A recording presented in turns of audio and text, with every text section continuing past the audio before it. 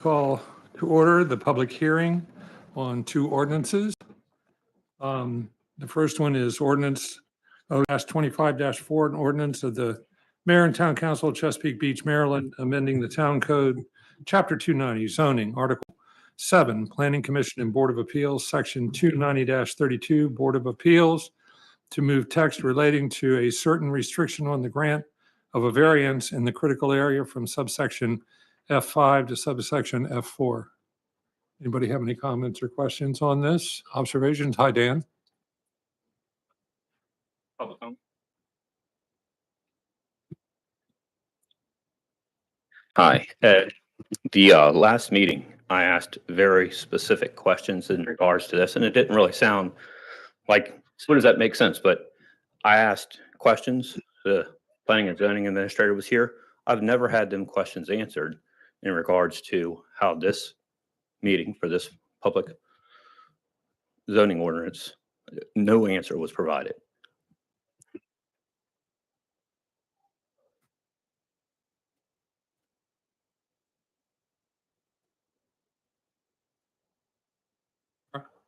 Good evening, Sarah. Good evening. How are you? I know there were questions asked last time, but I did not understand what the questions were referring to, and I think I stated that. So I just need clarification to be able to answer the questions.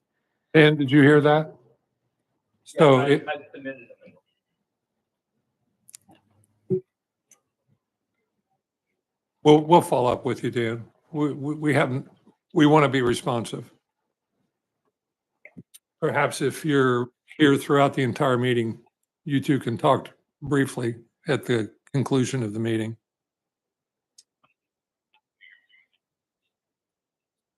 Okay. All right, any other comments or questions on ordinance 0-25-4? I'll just add to Dan's comment. It is a very vague ordinance. And when we get ordinances like this, I think that we should have the context of it. This is just says D with text added, but there was already D in the code. There's some numbering issues. I personally won't be voting yes for this ordinance because it is not presented in a way that is clear. And I think Dan agrees. So for me, my vote will be no. And it would be great if we just got this ordinance back in a way that's more clear. Okay. Yeah. Any other questions or comments? Or do you want to address that? Yes, so this is actually a request from the Critical Area Commission, and it is actually something that is on their changes that they're asking us to make to the critical area. So if you choose not to pass it tonight, it will come back up with the other comprehensive review changes. So just so everyone understands what it's doing, the Critical Area Commission asked that we move this one bullet from the standards to from the procedures to the standards portion of the ordinance. So that's all it's doing. And it's up to you if you want to pass it now or look at it when it comes back from the Planning Commission again. Can you describe if that drives any other implications going from a procedure to a standard? No, there was Planning Commission and I kind of talked about this and went back and forth a little bit. And so I don't know if Councilmember Earl remembers this conversation or not, but we kind of like, is this a procedure? Is this a standard? Went back and forth, decided to put it in procedures. And then the Critical Area Commission said, we would like you to put it in standards, but it's the Board of Appeals is still considering all of it at one time. So. So just for clarification, what you're saying is if we don't pass this tonight, we will get it again and see it again with more context. I mean, because the problem is the list that it's on isn't included. So the first time I looked at this, there was one code on the website, and it replaced letter D in different areas. And I did read your memo, and I tried to consult with somebody on the Planning Commission, and she didn't couldn't really tell me what was going on either. And now there's a different set of language in the code. I guess maybe it finally updated from Mhm, correct. 01724. Mhm. So I just saw that new update that was changed from what I looked up the first time last night. So, you know, I think that when we get an ordinance, just having the one letter and without the section that it's in as context can be very misleading and can open itself up to like deletions or rearrangements that we're not aware of. I did send it through the attorney, so we Yeah. made sure it was covered for that. But you're correct, the supplement online was updated like a month ago, maybe?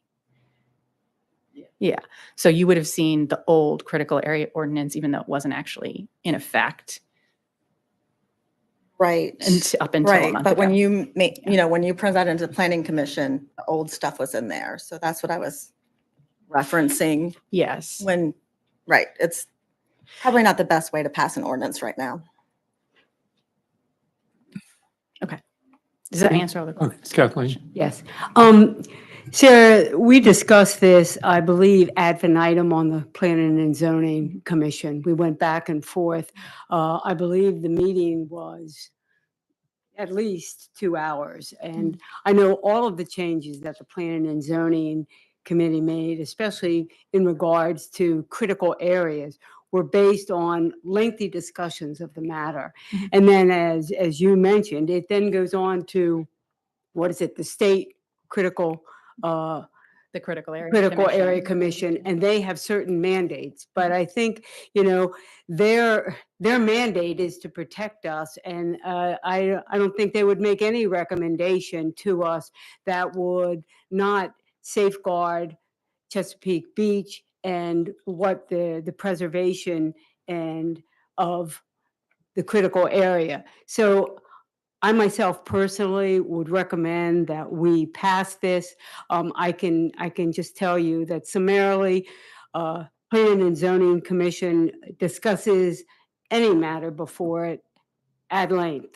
And I think that I would recommend that we change it. If any of the commission, the town council members would like to refer back to the zoning and see the full text, they could. But I believe this is basically an administrative matter.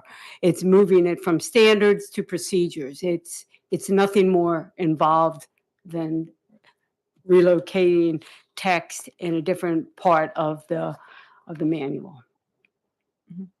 Any other questions on this particular issue? Comments? Okay, Can I just make, I do agree with Lori in the fact that it would be nice in the future that we do probably have some context to this, because I am reading the code right now. I mean, I understand it's a text movement and change, but it does state in there that now you have to follow and meet additional standards, like in addition to, so like a standard versus just procedural. So I do get stuck on the word implication. Just what does that actually, does it drive something? I will trust that you're saying there's no actual implications, but you know, I think in the future it would be nice if we actually have some context just to make sure we're fully tracking. all right. I think we can discuss how much extra of the ordinance to add in there. Okay, anybody else have any questions? All right, thank you. We'll now go on to the public hearing for ordinance O-25-5, an ordinance of the Town Council, Chesapeake Beach, Maryland, amending Town Code, Chapter 290, zoning, Article 5, dimensional requirements, Section 290-19, tables requirements exceptions, Section 290-19F, to provide certain exceptions to setbacks and lot coverage requirements for certain single-family homes.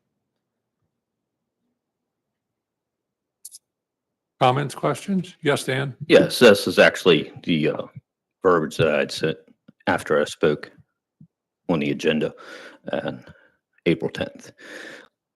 It is, for example, so now that is written, for example, if this were to allow for an action to do something, would the same exception be provided to the property owner who could have previously not been allowed to build because of this requirement? So if we're now making an exception for setbacks and all that, will that same exceptions and all be available to another property now?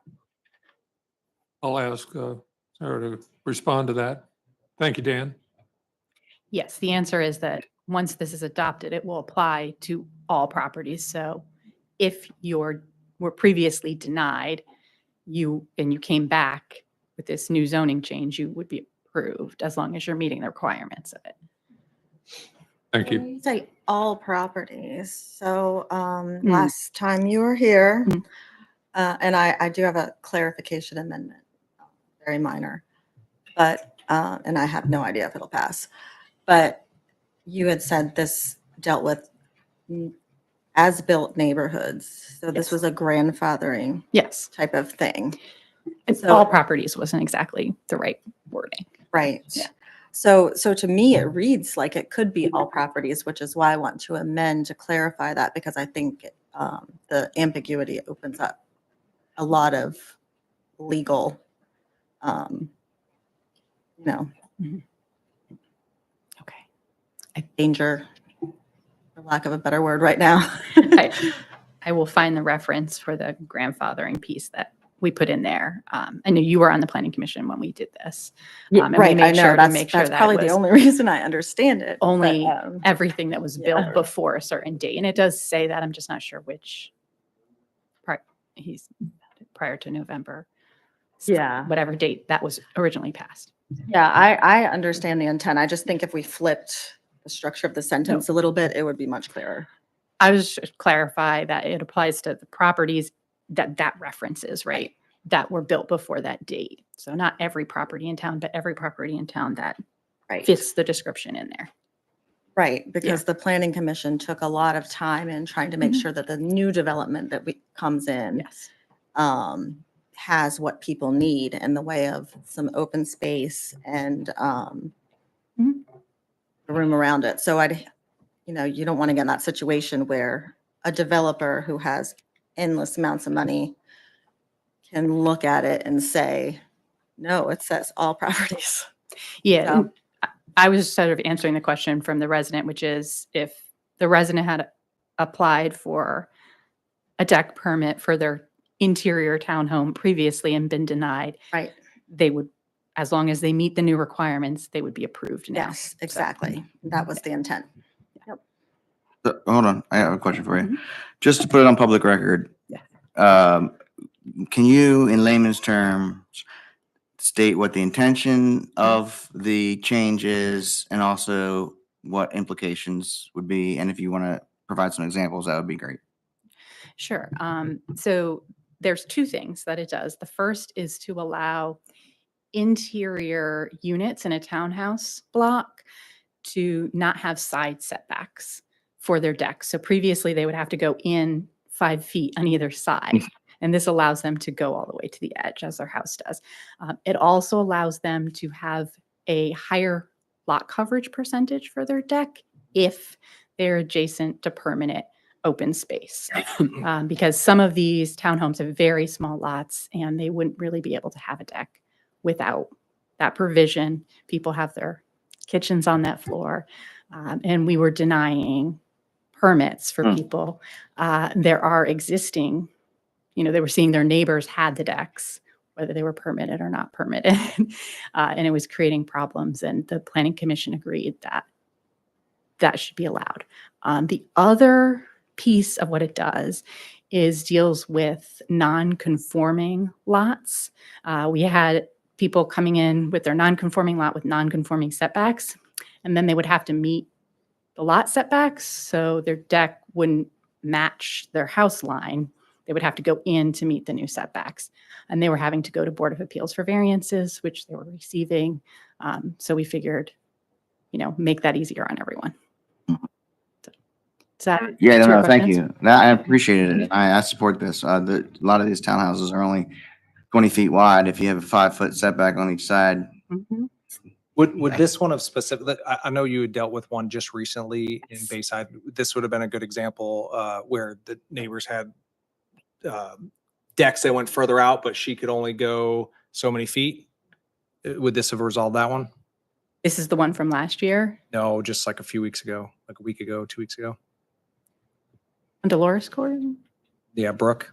Yeah, she, Oh, hers maybe is it was- fine. Yeah. Okay, but would this one have fallen in, I'm trying to visualize that. Would this have fallen into that? Yes, this Yes, falls okay. under, so this ordinance is a little weird because it's both in effect and not in effect. Like that part of the ordinance is in effect.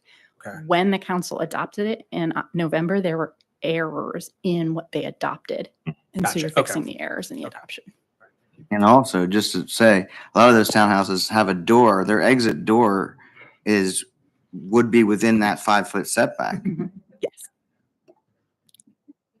Okay. I'll be voting for this.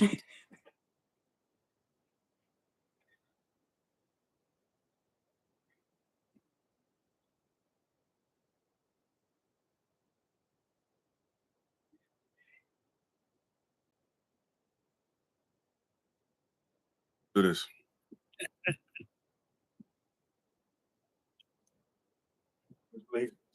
The flag states for which it stands, one nation, under God, indivisible, with liberty and justice for all.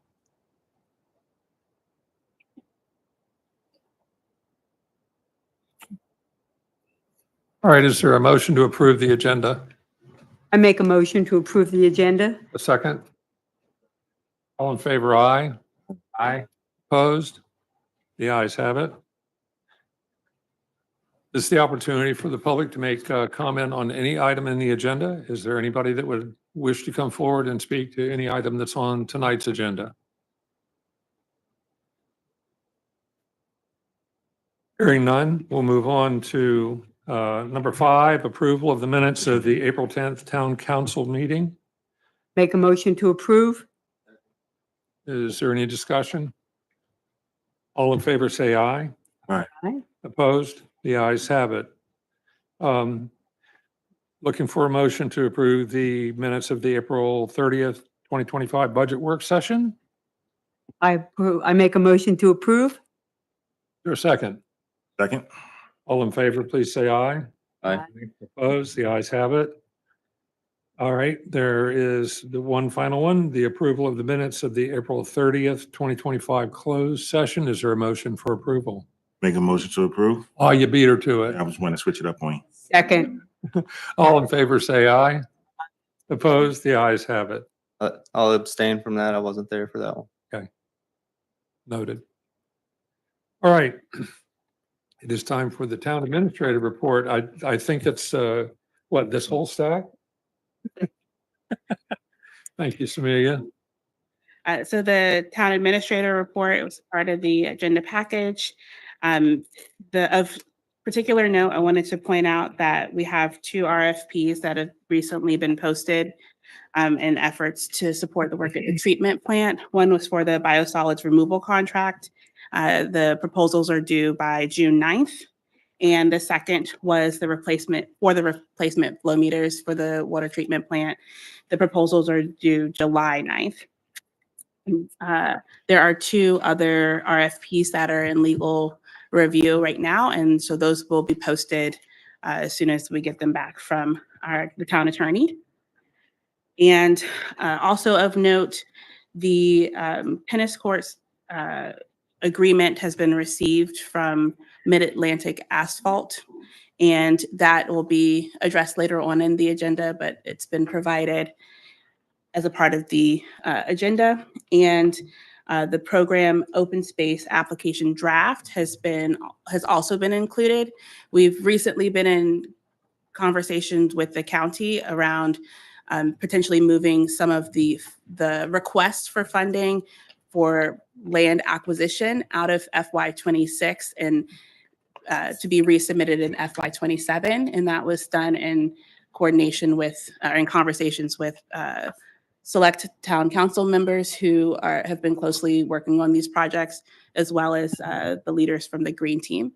And so that was what guided that decision. And so they will present it next week, and we will hear about the final application sometime after that. And I'm happy to take questions. Anybody have any, yes, go ahead, Laura. Thank you. For the open space, were the only projects impacted the ones that had to do with kayak launches, or were other projects impacted? The only one they asked for clarification one was the kayak launches. The way that I went about the application was to make the request, not knowing if we needed it to be developed or if we needed to acquire the property. And so I did it in that way to make sure that it was a broad approach so we would have the best chance to receive the support that we needed. And so the only one they had wanted clarification on was the land acquisition, because it's technically duplicative in some ways, because we already own that land. Right, so there's 3 land acquisition projects. Oh, that was the went- only land acquisition That project. was the only, so Yes. the other 2 They didn't ask for are clarification expected to on. remain as is? Yes, Okay, thank you. pleasure. Any other questions? All right. I got one Well, question. go ahead, Eric. What portal or platform are these RFPs posted on? Maryland Marketplace. Emma.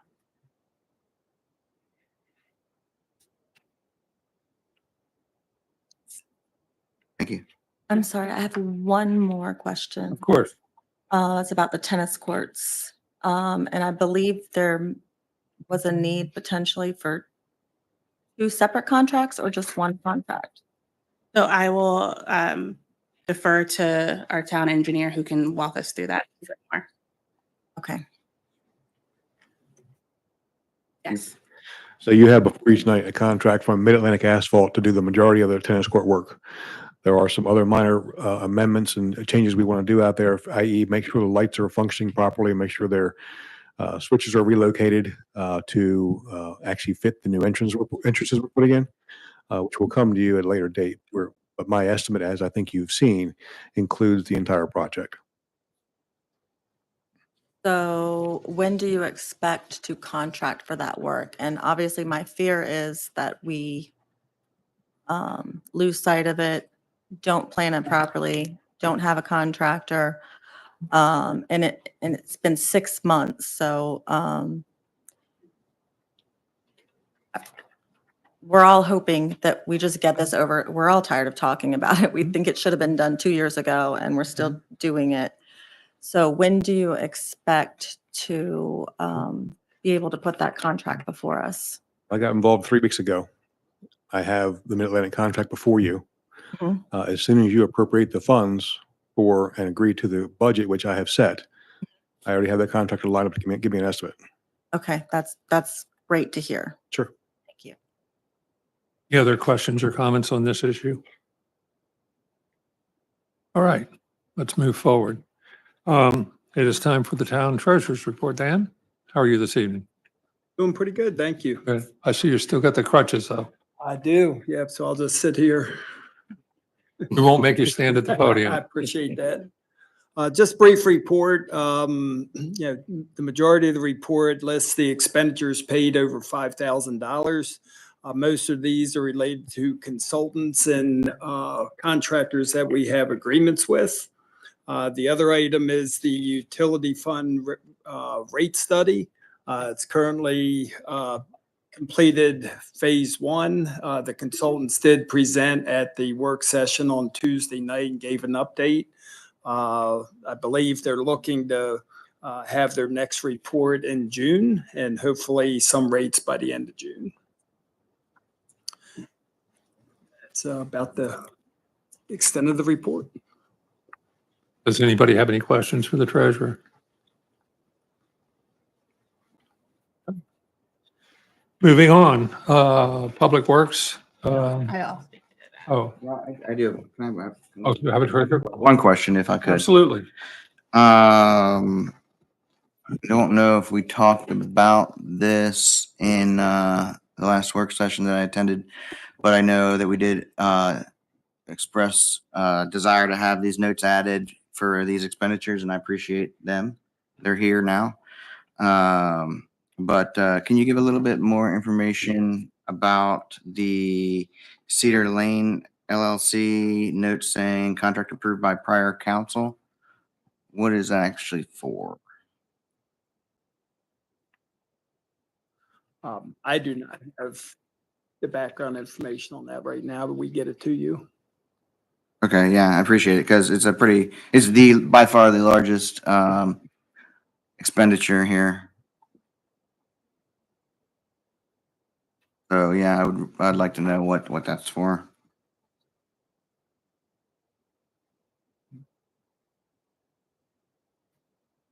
All right, you'll get back to them then. Mhm. Okay. Yep.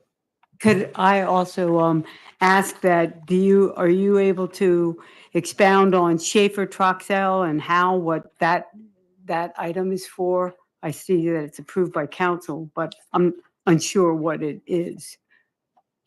Which one? That's on page 2, the top, April 25th, 2025.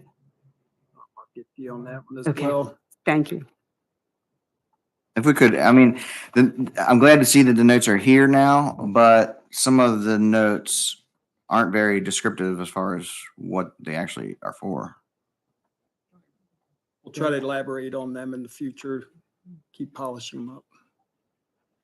On the cost side. All right. Any other questions? Okay. Water reclamation treatment plant report. You go back. Oh, okay. Yeah. We're So- going to go back to public works. So, We got that report. you have the Public Works Administrator report within the agenda. Jay is unfortunately sick, so he's not able to be here today. Of note, however, at like 4 p.m., we received the report from Paddock Pools that has been provided to council, and it will be included in the meeting minutes for public viewing. And then Jay sent a statement that I will read. So we received the Paddock's report, which you now have. In a nutshell, I have been on site with Paddock as they have assessed 3 additional areas of the park where no one has ever been. They also completed a topo survey showing nothing has moved more than 5/8 of an inch that is supported by grade beams. They have confirmed that the piles are not settling, that the grade beams are intact, and the piles themselves have been poured and are in good shape. This all happens while Paddock moves forward with what is needed from the state and county for a demolition permit. Okay. Any questions, comments on that? James Jason. Without Jay being here, I'm not sure that I can get answers, but I for the public record, we approved funds to Paddock, not to exceed $60,000, with the deliverable being a scope of work and a budget. So, do we have any idea when those deliverables will arrive? Because I'm not sure why if they're applying for a permit for demolition, there's costs to that, and they don't really have any. They don't have the contract, is my understanding, and there would need to be an RFP. So, I'm just wondering when we're getting the deliverables for the first lot of funds that we've already approved before we're moving forward. I was told we'd get at least the demolition quote and a rough budgetary estimate for the project next meeting. Yeah, I also have concerns with the demoing prior to, instead of submitting demo as part of a rebuild. I feel like we could run into some hurdles Because the whole pitch that Paddock brought us was about grandfathering and about doing I can't get my words out today, but not a refit. Can somebody supply the word? Rebuild.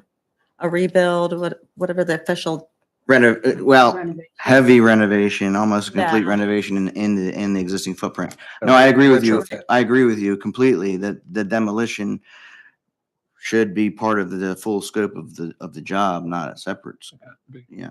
Yeah, I was yeah. told, So, but did I read that correctly that they're already asking for permits for demolition? Because that seems like it would be complicating something.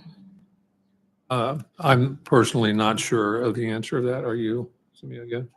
Well, it says while they determine what, like, moves forward with while they determine what is needed from the state and county for a demolition permit. So that is the best clarity that I can offer without following up with Jay directly. So we can do that. I was told they're not gonna be able to get the demolition permit unless they have plans to replace it. So, yeah, we're not just gonna let them demo it and Yeah, Jay, when we talked to Jay, he said Right. that they were just doing the pre-work to be prepared so that as soon as they do come back and present to the council, like the actual plan, then they can execute versus waiting until they get to that, then going and working the pre-work. So without submitting, of course, like basically getting up to as close to the finish line as possible to Yeah. start executing without actually we're trying to executing. keep stuff moving. Right. Yeah, yeah. It should be a phased, Yeah, they're just leaning, permit they're that leaning they're forward as far as looking they, for. yeah, they're It's leaning forward as being- far as they can without, like, okay. Thanks for that clarification. And that's very understandable, but I do agree with Councilman Reinhardt that with that $60,000 that's been allotted, we should have some numbers in front of us, at least what their partners would charge for what they have to do so that we can get to those next phases. Everything else is fine and good, but not having those numbers in front of us that we allotted is a little weird to me.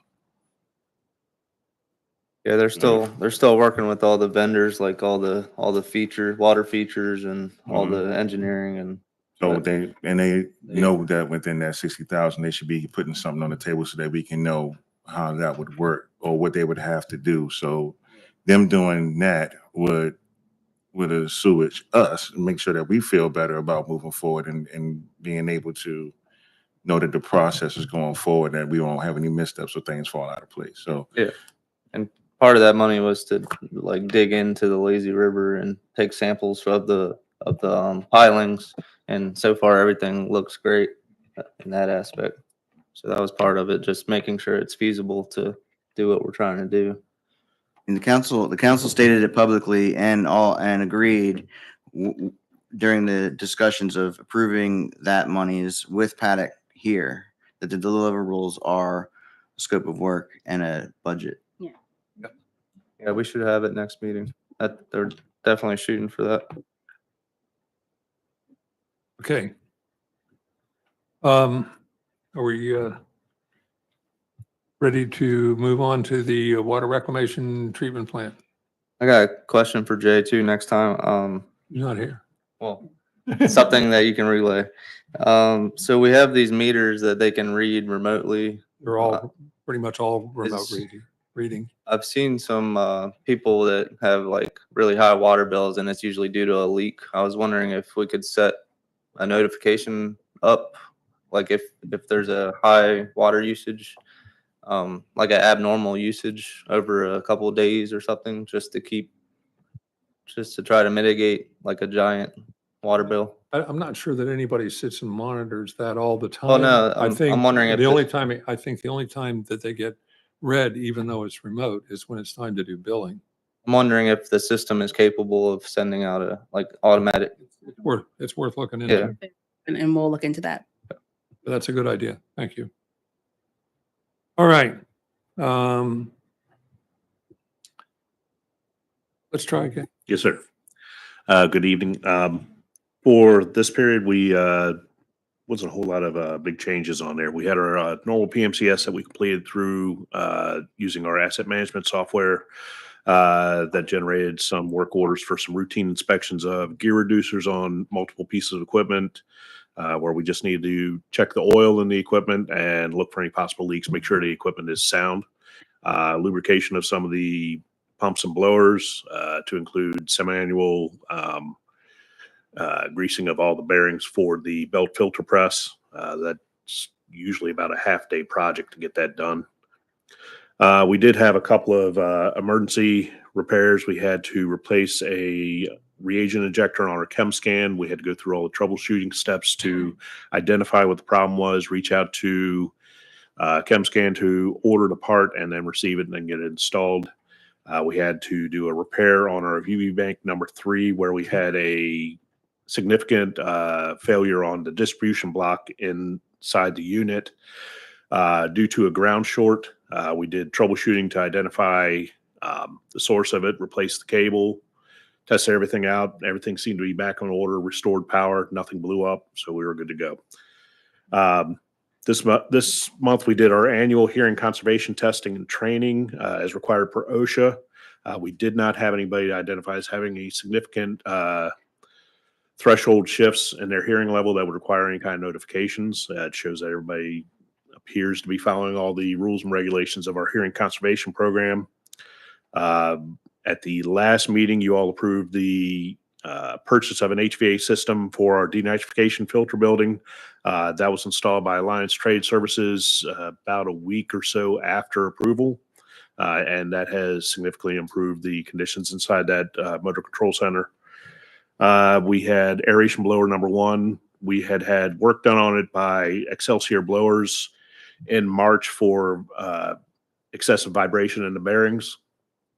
They did that work. They identified that there was some corrosion inside the bearing housings. We're still trying to figure out what that was from.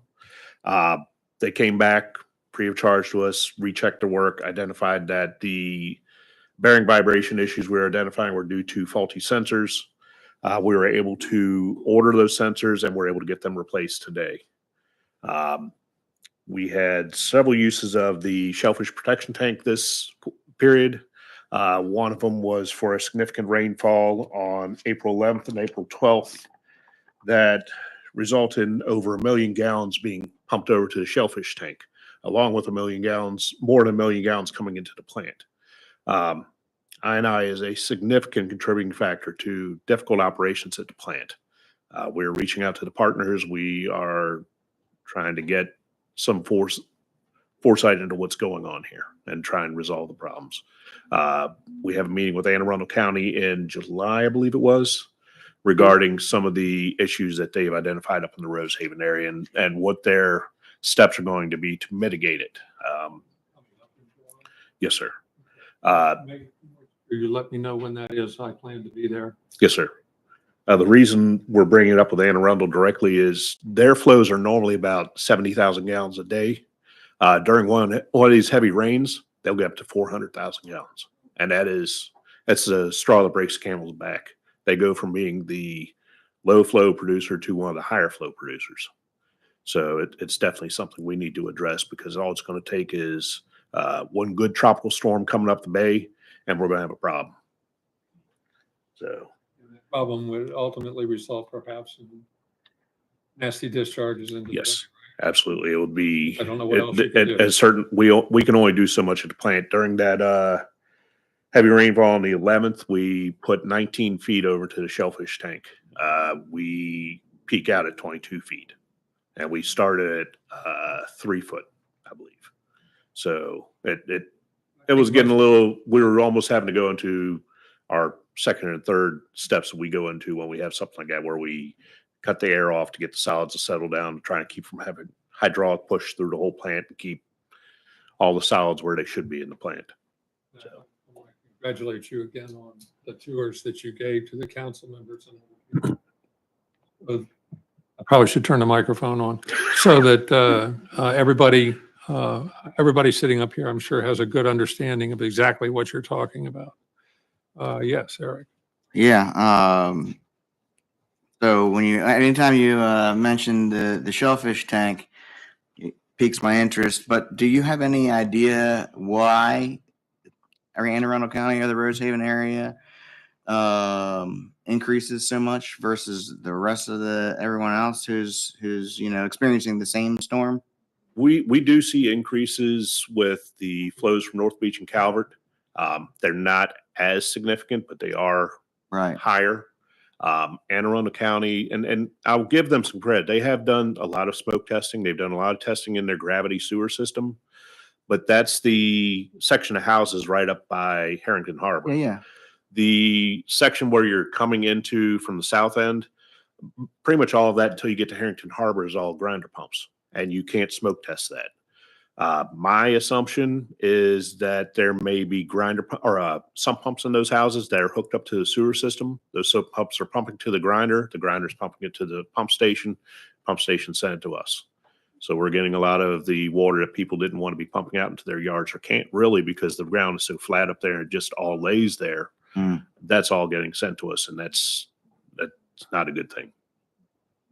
Makes sense. That's a good explanation. Thank you. Other questions? Yeah, go ahead. Josh, everybody self-tests the hearing as an OSHA requirement. Do you review them, and what happens if you identify somebody who's out of range in that parameter for the hearing test? What happens? We have a follow-up discussion with the employee. We interview them and discuss what's going on, whether there may be something where they're not following procedure for hearing conservation, wearing the hearing protection where they're supposed to. We also do a retest to confirm the results. With the equipment that we get, it's a rental unit from Salux or from Examinetics, Salux system. It's a tablet that we go through, we do calibration on it, and they get to do their entire range of hearing testing and hearing conservation training, goes through a whole video on there that meets the standard for OSHA. And it identifies that, and it generates a report that goes to a cloud system where I'm able to access it, and I can see all of the reports. I can see everybody's hearing. So I was honestly surprised that I wasn't the one with the worst hearing. I'm the second worst. But there's one guy, one of our employees, who he probably hears everything that goes out on that entire plant. I looked at it, I'm like, you don't even have a dip. You're just pegged out at the top, which means you're basically hearing everything. So, but following back up, if there's an issue, then and we identify still a problem with these secondary tests, we would send them out to an audiologist to have a more professional test done and try and start identifying what could be going on there. Okay, thank you.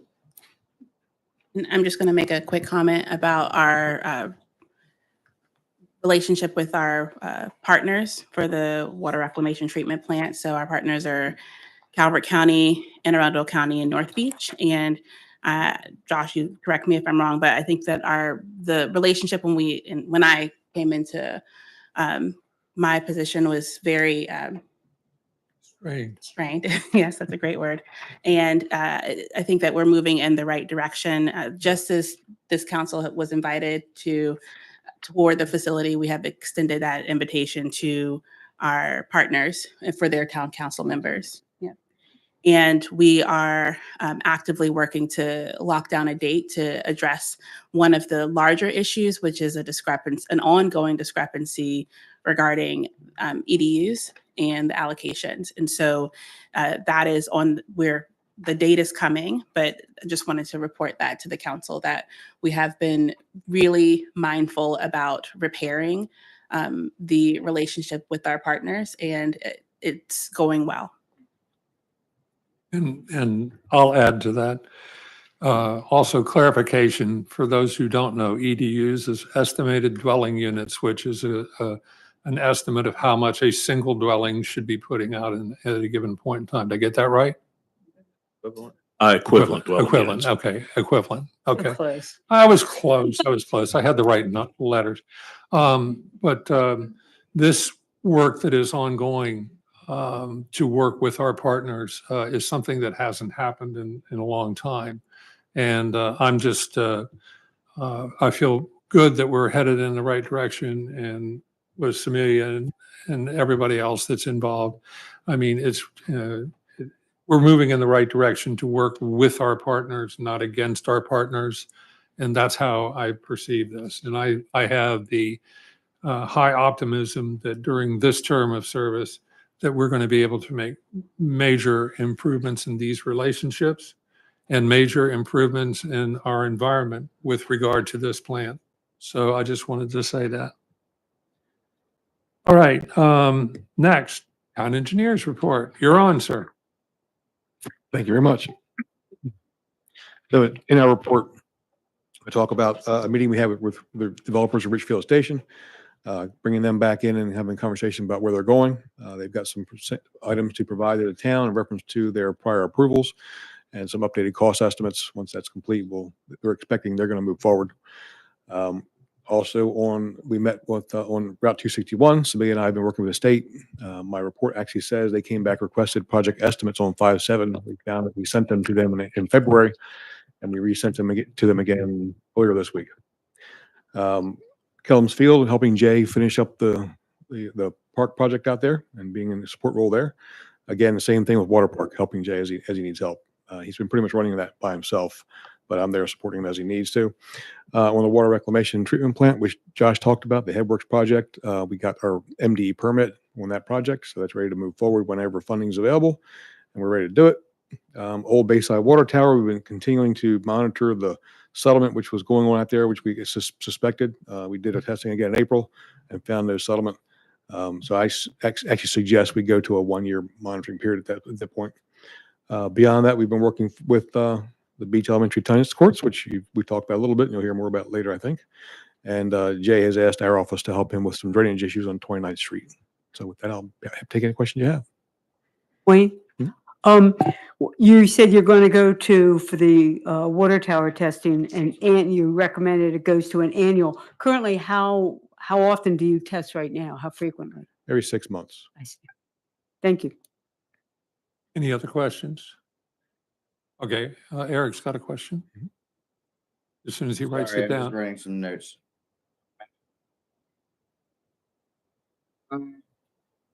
Yeah. Okay, mic on.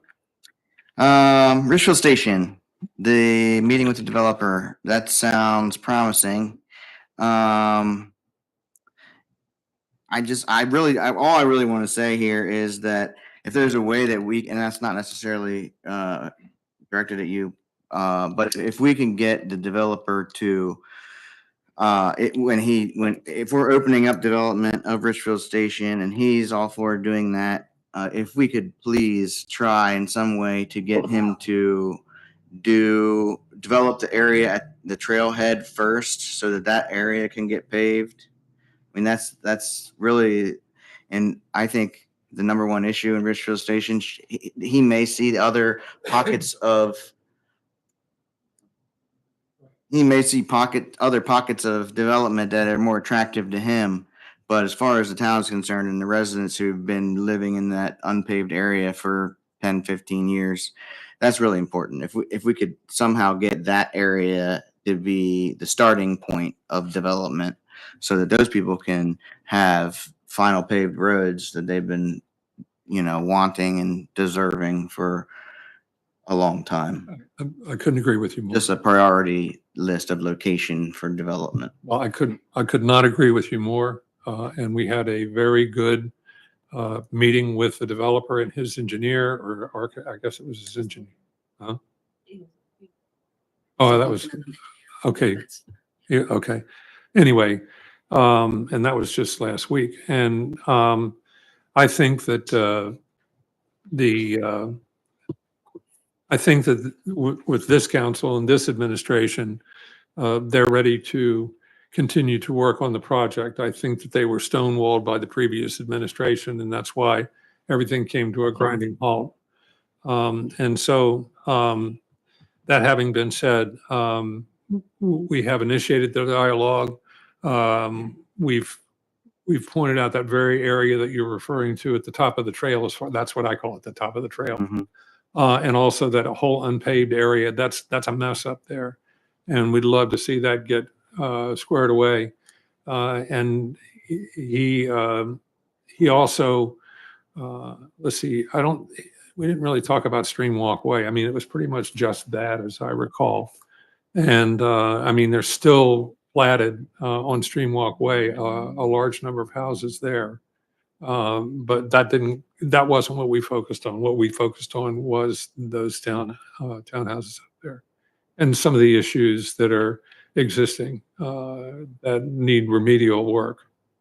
And so it was a good meeting. It was productive, and we'll see how that plays out. But I'm cautiously optimistic that we're going to move forward. And one thing I can say between the previous administration and this one is that we do have a dialogue with them now, and the previous administration did not. For the sake of having actionable goals, would it be beneficial to have a list of things that we have, like a wish list? Would they be open to making sure that the things that are reflected are not just said aloud, but written down and saying, hey, these are the things we want to kind of focus on getting done, and these are the things that we see important from a council standpoint? Would that be beneficial at all? Do you think they'd be agreeable to that?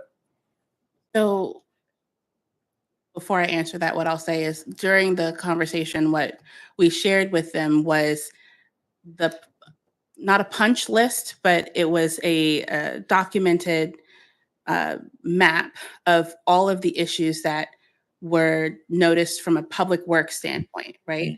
Even though it's technically not on the town to be able to identify that, we went in and said, hey, there's issue here. And we walked through those issues. So that's been provided to them. If our biggest goal with the way that we're navigating this, because it is a very precarious situation, we want to make sure that we are not overstepping our role as a town, but getting clear on what the next steps are. And then our next steps are to follow up with the HOA so that they are aware of the conversations that we've been having and also aware of the issues that we've identified from the visits that we've had at Richmond. Okay, and I just want to point out that that is the area of town that's associated with the bid. Clear did confirm that we can require that turnover as a condition for development. And for occupancy and all the permits associated with that development. So please keep that in mind. That's a very important piece of property. Yes. Understood. Um, Yes, John. for Kellum's Field, what project are we talking about? Like the drainage and all that? That's currently the tot lot and. Yes, so we've been assisting Jay with finishing the tot lot and finishing up that project. Okay. If you haven't been over there lately, it's looking really good. Yep. May 31st, Yep. 10 a.m. I mean, it's looking quite nice. Looks good. All right. Anything else with the engineer? Just one more clarification for Ron Wayne's report. The Chesapeake Village sidewalk, you said you gave them everything that they asked for on the 12th? So we had previously sent everything they asked for to them in February. Okay, And they came back to us last week and said, did you give us an estimate? Because we haven't seen it. So we looked at our file and said, in fact, it's dated February 21st, and here's a copy of it. So I went back through it to make sure that it did address all their comments. They weren't saying they didn't have the changed estimate. It did address all their comments, and we sent it to them again on, I think it was Monday we sent it to them. So whatever day it was, yeah, the 12th, yes. did they respond that they've received it? So where we are right now with that is they also said there was a concern that the town attorney had regarding some federal legal language that came up in another federal grant. And so we had been working to get clarification on that wording in part because the concern was that we were going to move forward with this and there's language out there that suggests that this is not going to be funded anymore. So because of what's happening at the federal level with grants. And so we had been working with them trying to get clarification, and we just got their green light. It's not an official statement, but we got a green light that the language does not apply to the program that we're applying under. And Alyssa just got that. And so she's incorporating it. I'm hoping to have her incorporated language by tomorrow. And then we'll be able to resubmit that package to SHA. So it's not in SHA's court, it's in our court again. Well, it was in our court, it was in their court, and then they flagged things that, as Wayne shared. So I'm gonna just ask, Mhm. when we submit that packet back to SHA and it Okay. is truly in their court, that we put it out on e-blast. Okay. I have one more question for this report. Sure. We're gonna be considering something later today, an expenditure for, the Beach Elementary tennis courts. And, it's on this report, so I just have a couple of questions. Do we have, what is the amount for this, project? And did we put out an RFP for it? So Wayne. we are working with a selected contractor who has a requirements contract with another jurisdiction in the state, which allows us to not go out for bid. It allows us to pick that because it's already a competitive bid project. It's Mid-Atlantic Asphalt. They have done a ton of this work for Calvert County. We actually met with Calvert County and we met with Mid-Atlantic Asphalt. So there's a couple parameters, a couple pieces to this pie. Mid-Atlantic Asphalt's contract price is $206,000, I think it is. My request for budget is 290 because there's other things that council has asked for. There's other things that Mid-Atlantic doesn't do. For example, the electrical work, which I referenced a little bit earlier, there's a request for some benches. There's a request for some other cleanup items. So I put in an engineer's estimate of $290,000, asking you to authorize that. And we will work with Mid-Atlantic to get them going and the other vendors as well to make sure the project comes in where we're looking for it to be. So that process, is there competitive pressure on the, how does that work? There is. That contract is it's called a requirements contract. It's the annual contract with other jurisdictions, and it was competitively bid for that jurisdictions. And the way the state rules work is if there's a requirement contract with other jurisdictions, you can piggyback on it, and it's called a piggyback contract. Okay. I'm comfortable with that. The other questions, I have for the same topic. I know we just talked about grants. Do we have grants for this project? Yes, sir. Yes, so we have earmarked funds for this work in the tune of $600,000. That was just shared with us through our lobbyist. It was approved Okay. in the state budget. Okay. And then the other question is, I know we were discussing months ago, the contract terms with the Board of Education or county or whoever it is we need to go into contract with on this project. I haven't seen any final contract terms as far as liability, usability, as far as, timeframes we're able to use it and what our responsibilities are and what their responsibilities are. Go ahead. We have the signed contract. It's been fully executed. I'm happy to reshare that with the council. Okay. Yeah, I'd like to see that. And I don't think I've ever seen that in one of the printed out agendas for an area.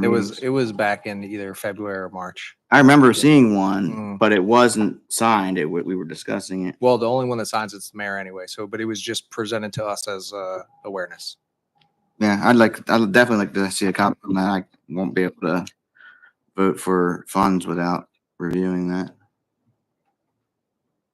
Thank you. All right.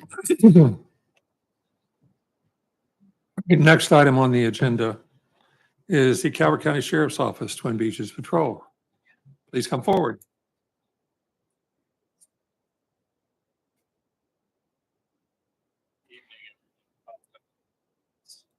So you're all that noise when I came in the back. you're in time. You're plenty on time. Everyone got a copy of the report? Yep. Saying specific questions before I go over some of the items? I just want to make a comment. This week is a Police Memorial Week, and I just want to thank you for the work that you do, the men and women who serve, put their life in danger and jeopardy every day. They're true heroes, as well as to remember all those in law enforcement who lost made the ultimate sacrifice, giving their life. So thank you for your service.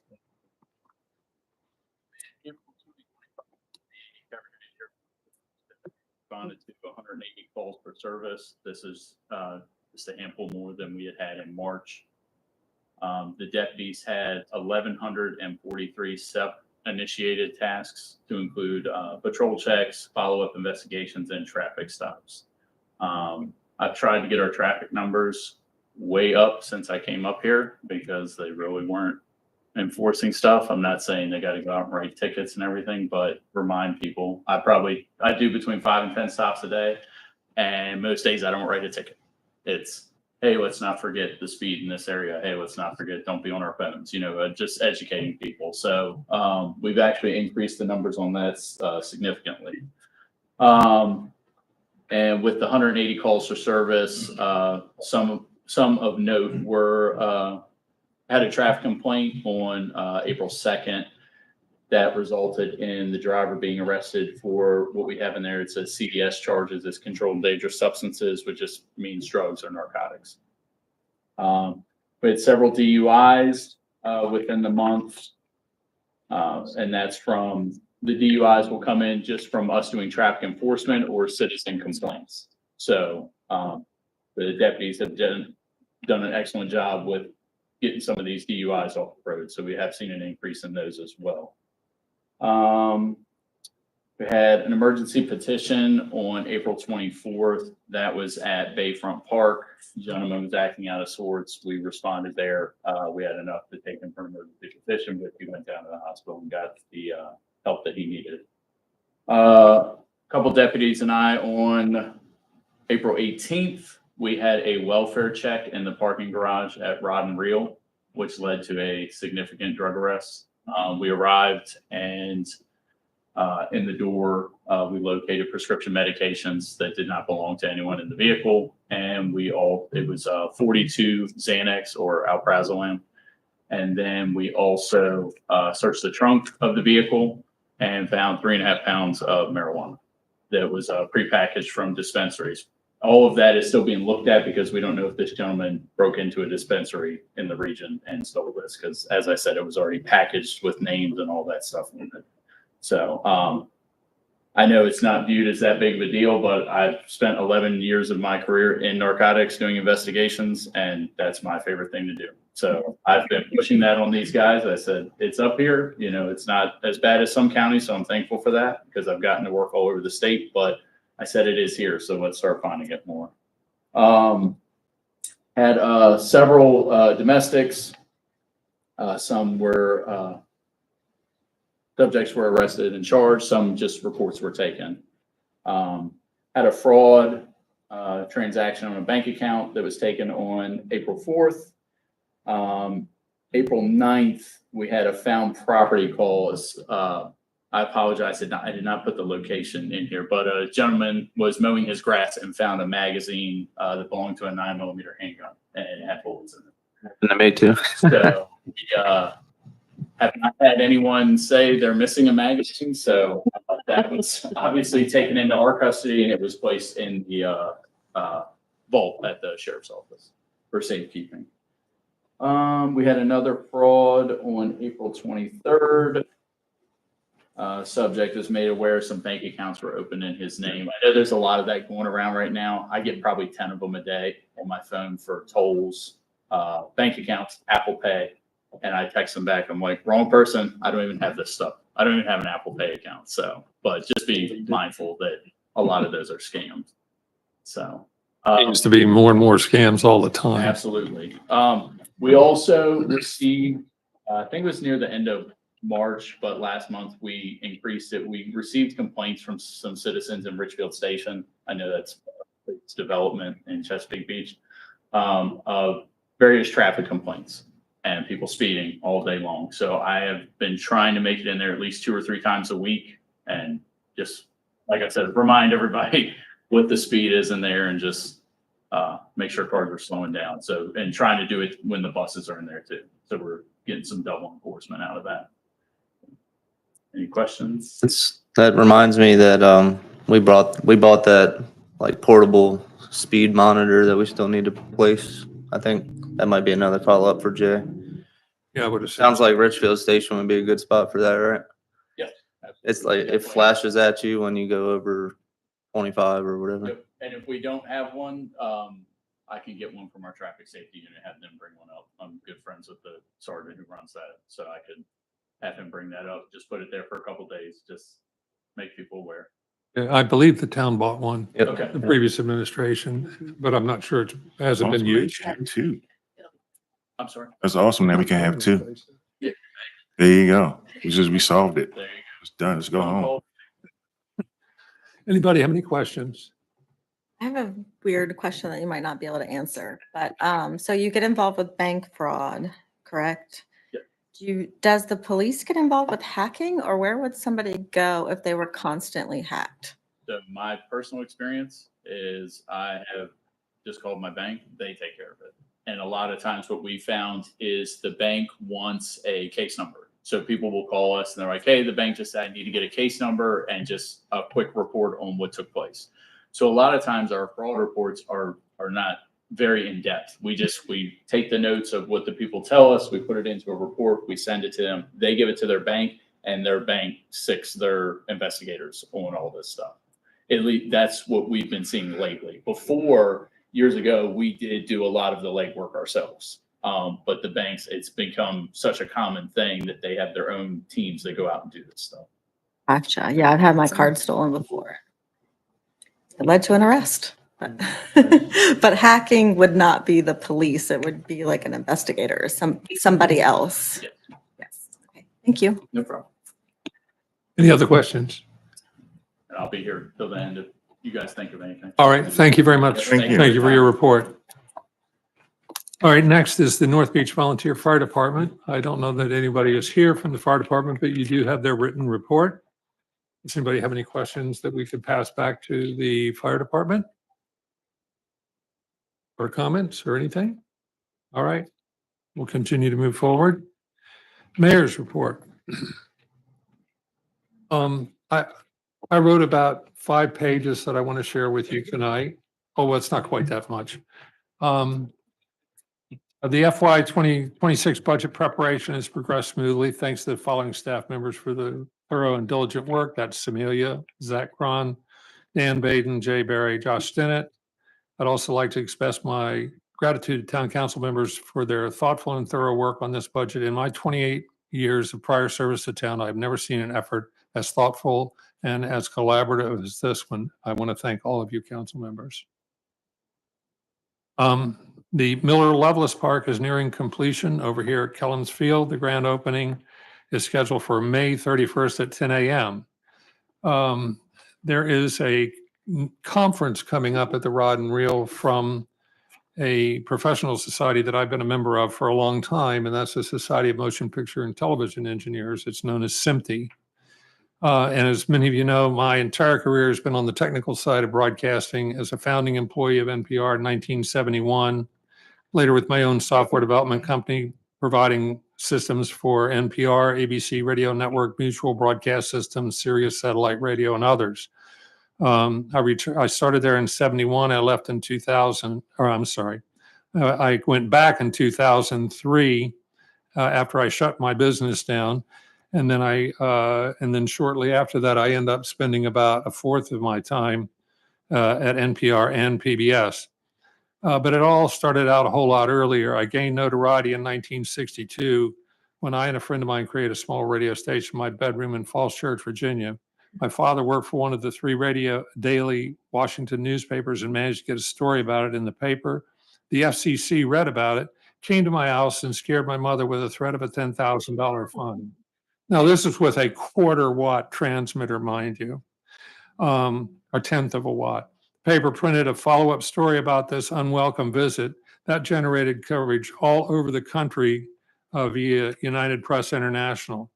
Local WWDC DJ Carol James invited me and my friend Dave Lester to come out and co-host his show on January 10th, 1962. And that's what that picture is. I'm the one on the left in 1962. We Which one enjoyed are you? I'm on the left. I'm not the old man. The old man is Carol James. He was probably in his 20s. How- I was 12. Cool. 13. We enjoyed being on the radio station with 50 or 500,000 times more power than the one in my bedroom. 2 years later, Carol James was the disc jockey that organized and hosted the very first Beatles concert in the United States. It was on February 11th, 1964 at the Washington Coliseum, later renamed as the Uline Arena. That's CJ.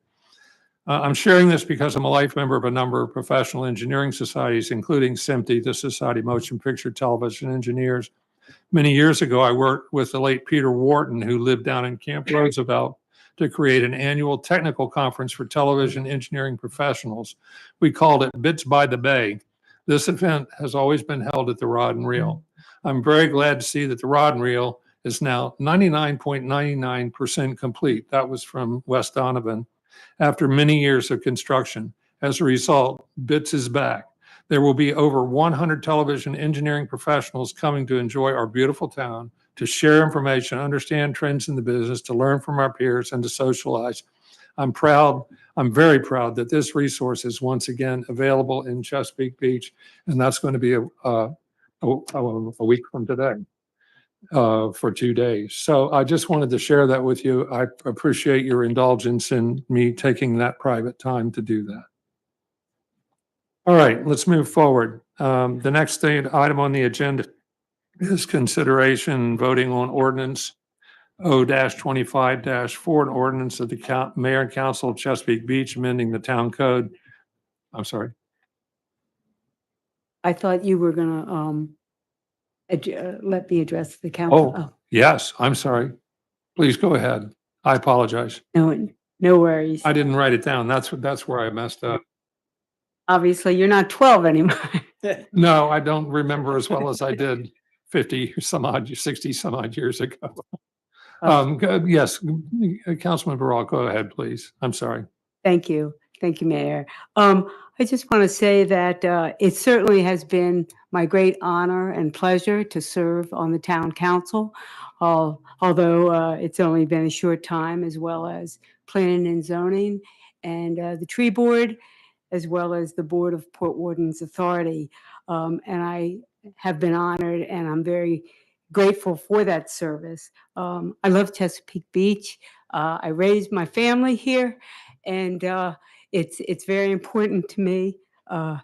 And I say all this to say that it's bittersweet, but for some of you who know me, I was married earlier this year, and although my voice is breaking up, it's not the marriage that makes me sad.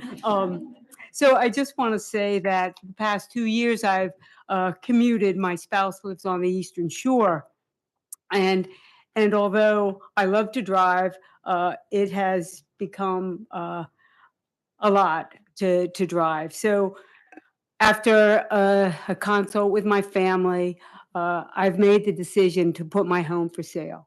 And so I didn't want you to drive by or hear somebody say, isn't that Kathleen's house and isn't that a for sale sign on it? So yes, as I said, it's a bittersweet decision for me, as I just love it here. But I think, the journey, my path has led me to want to actually live with my spouse. So I just want to say that, and thank you. I will let you know right now the house is just went on the market today. So I'm not leaving immediately. The house has to sell. So I won't be departing until the house sells. But I just wanted to share that. And I want to also say I am very appreciative for all those in Chesapeake Beach who supported me for my nomination and as a candidate for the town council.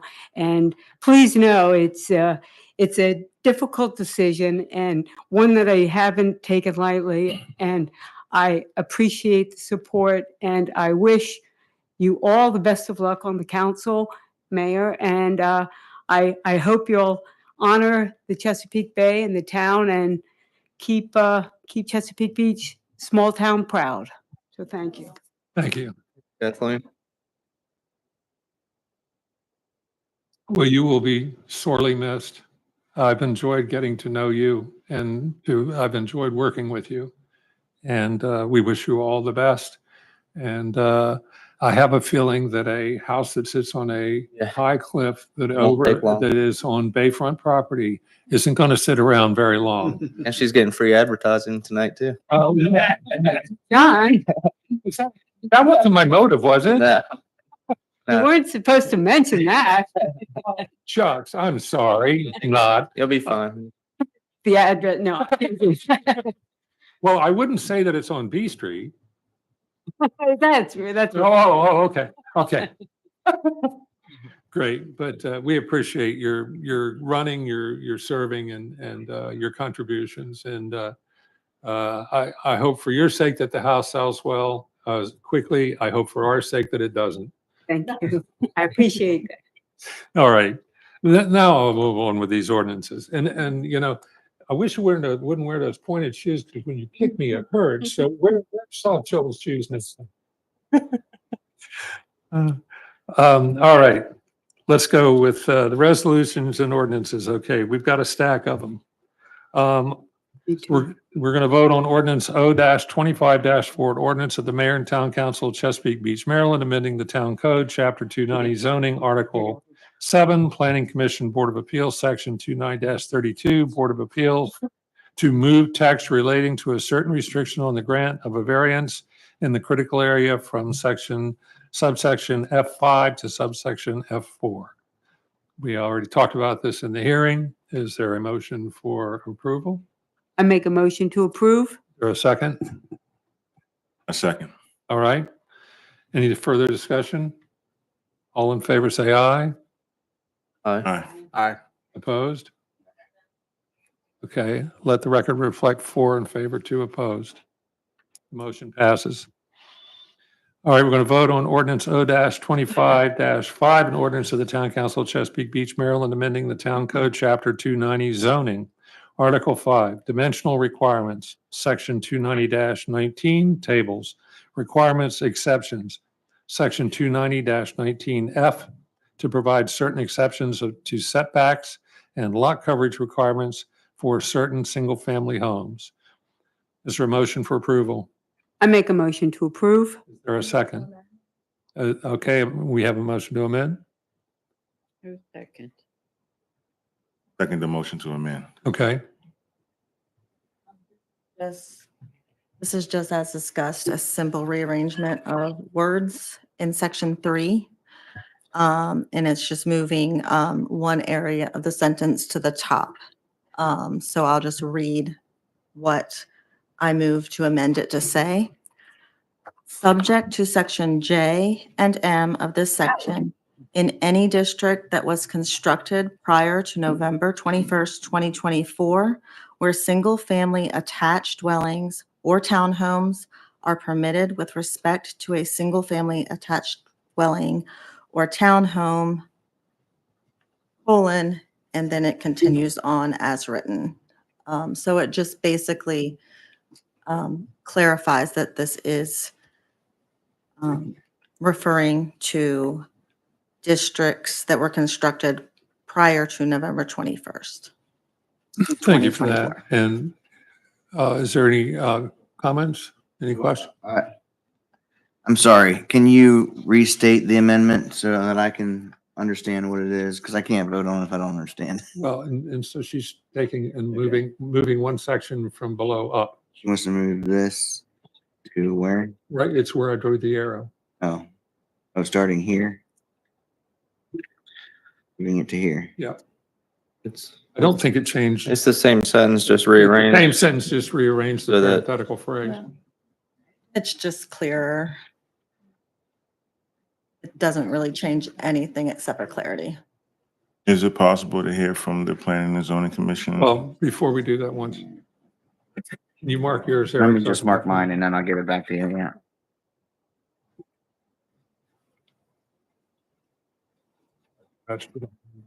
I didn't know it was going to be passing that around. Got it.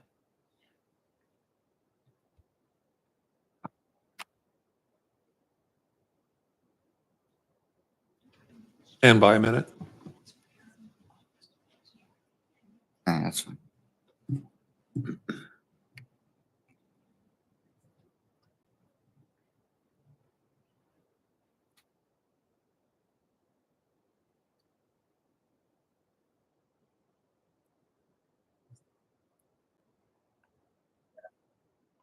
If I could just ask a question. So if we look at this, as written, it says, subject to subsections J and M of this section. In any district where these certain things happened, right? With respect to single family attached dwelling or townhomes, that was constructed prior to November 21, 24. If we move that up to say, in any district that was constructed prior to November 21, 24, I don't think it's the district, and I will defer to the town planner, but I think if you do that, you're moving it up to say that it's the district being constructed before November 21, 24. And what they're trying to say is where the houses were actually constructed before November 21, 2024. But you might want to hear from the planner on that. Yeah, so we did mean the district because the problem that we Mhm. 3 people had decks. One house did not have decks, and maybe there's a whole nother wing in that neighborhood. The whole neighborhood was constructed. We wanted everybody in the neighborhood to be able to do the same thing. So, but Sarah, you can weigh in. I mean, you have to interpret this and enforce it. So.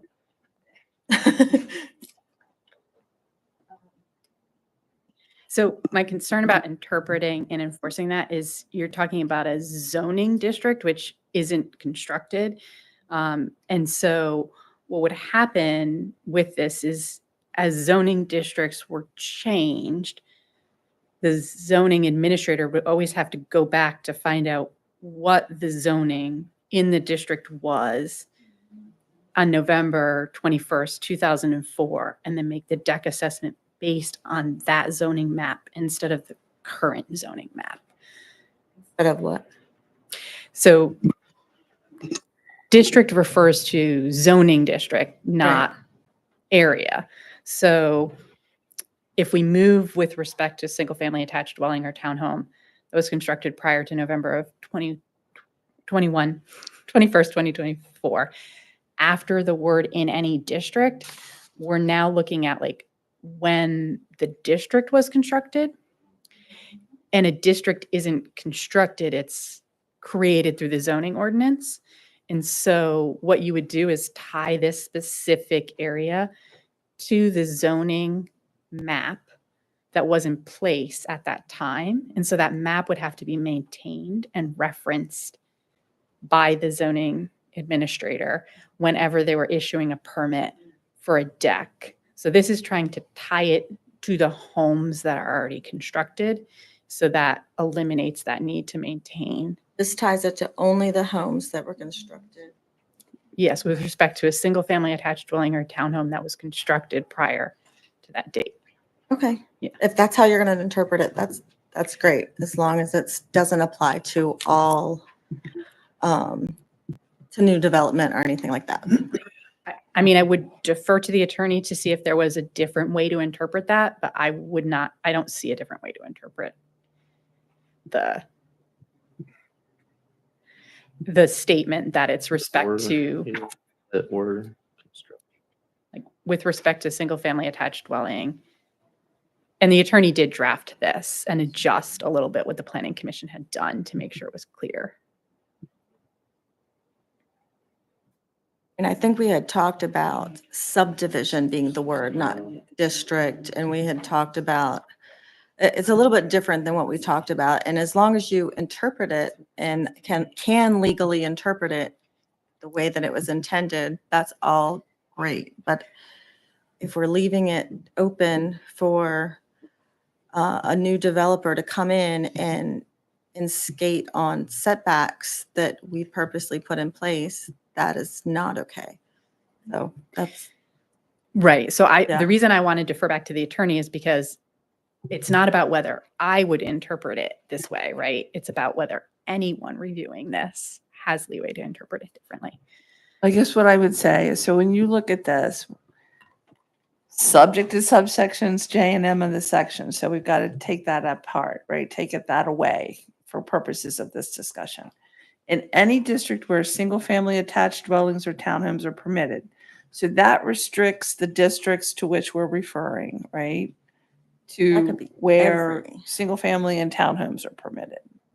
Right? But that could be a new development too, right? That statement alone could apply to a new development, or could it not? Right. I mean, for residential, Mhm. yeah. But then it goes on. So with respect to those single family attached dwellings or townhomes that were constructed prior to November 21, 2024, and then the provisions of subsection A, and you go through them. So that You're is comfortable, I'm comfortable. how it reads. And I think that having the district there being defined as residential that permit the single family and townhomes, I have to believe Alyssa did that for a reason. Okay, well, if you are confirming that it is read in that way and legally interpreted that way, I'm comfortable with it, and I withdraw my amendment. All right, we'll consider the amendment withdrawn. All right, council, all in favor of the ordinance O-25-5, please say aye. Aye. The ayes have it. I seconded it. Councilman. I just did. I'm seconding it now. I second the motion, All right, Original motion. the original Right. motion. So should we do the motion over, or you can just take my word for it that I'm seconding it now? Okay, good. So we good then. we could just start all over. Okay, All right, Would somebody make a motion to approve this? I make a motion to approve. second it. We have a motion and a second. All in favor, say aye. All right. It's a lot cleaner. Thank you, council. All right. Okay. Introduce, this is just introductions now. Introduce ordinance O-25-6, an ordinance of the town council of Chesapeake Beach, Maryland, adopting the annual budget for the general fund of the town of Chesapeake Beach for the fiscal year July 1st, 2025 to June 30th, 2026, and setting municipal tax rates. And we'll set the public hearing for, what's the date of the next meeting? May I ask a question about this? And just a second. 12th. June 12th, okay. So we'll do June 12th, and what time should we start? We did 6:15? Okay, June 12th, 6:15 PM. Okay, question. I was told before the meeting that there is a document that Sharon has that we should be viewing. Got them right there. Ready for them to go? Yeah. All right, Okay, Take one and pass it back. pass them down. make me happy, so I just. Well, that's what we're all about. Council. Mm-hmm.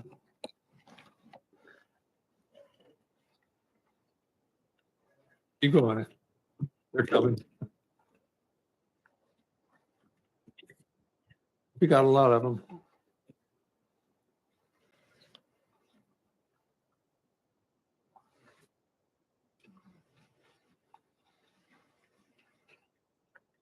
Got everybody?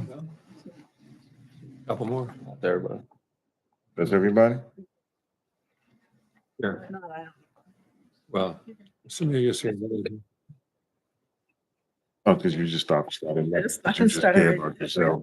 Will this document be redistributed at the next meeting when we're voting on it?